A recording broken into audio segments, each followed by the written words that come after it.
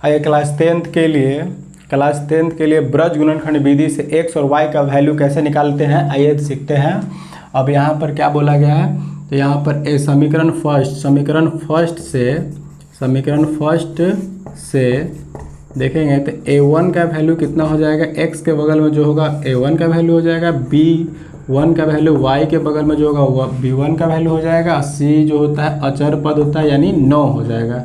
इसी तरह समीकरण सेकेंड में चलेंगे, समीकरण सेकेंड से तो a2 का वैल्यू हो जाएगा 3, b2 का वैल्यू हो जाएगा 2 और c2 का वैल्यू हो जाएगा कितना 4। यहाँ तक समझ में आ गया। उसके बाद क्या करना है, यहाँ पे लिखना है x y1।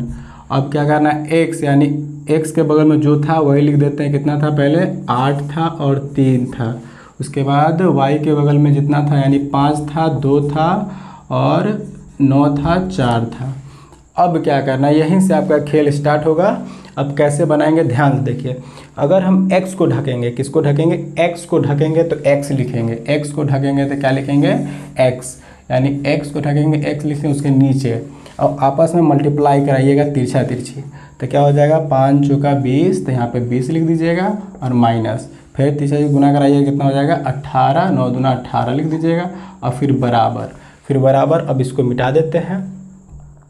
अब क्या करना है, अब y का वैल्यू, तो y को ढकेंगे, अब तो y को ढकेंगे यानी वहाँ पे y लिख देंगे। अब बट्टा, अब y को ढकेंगे तो कितना हो जाएगा, तिरछा तिरछी गुना कराना, तो 8 से 4 में गुना कराएंगे तो कितना हो जाएगा 32, तो यहाँ पे लिख देंगे 32 और माइनस है तो माइनस, फिर गुना कराएंगे 3 से 9 में तो कितना हो जाएगा 27, तो यहाँ पे हो जाएगा 27 और बराबर फिर लिखेंगे। अब कितना है 1 है तो 1 लिखेंगे, अब 1 और बट्टा, अब 1 वाला को ढक देंगे तब कितना हो जाएगा 8 से गुना कराएंगे 2 में तो कितना हो जाएगा 16, 8 दूना 16 और माइनस, फिर गुना कराएंगे 3 से 5 में तो 15, तो यहाँ पे हो जाएगा 15।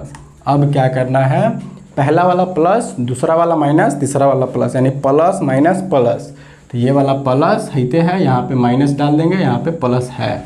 अब क्या हो जाएगा ये x बटा 2 जो बराबर हो जाएगा माइनस y बटा में 5 और बराबर हो जाएगा 1 बटा में 1। अब क्या करना है, पहला जो है तीसरा का बराबर हो जाएगा, दूसरा जो है तीसरा का बराबर हो जाएगा, यानी x बटा 2 जो बराबर हो जाएगा 1 बटा 1 और फिर से माइनस y बटा 5 जो बराबर हो जाएगा 1 बटा 1 के। अब तिरछा तिरछी गुना करा देंगे तो यहाँ हो जाएगा x बराबर 2 आ जाएगा और यहाँ हो जाएगा माइनस y बराबर 5 और ये माइनस उधर चल जाएगा, यानी y बराबर कितना आ गया 5। तो ये आपका हो गया आंसर। अगर वीडियो अच्छा लगा हो तो लाइक शेयर कमेंट जरूर कीजिएगा।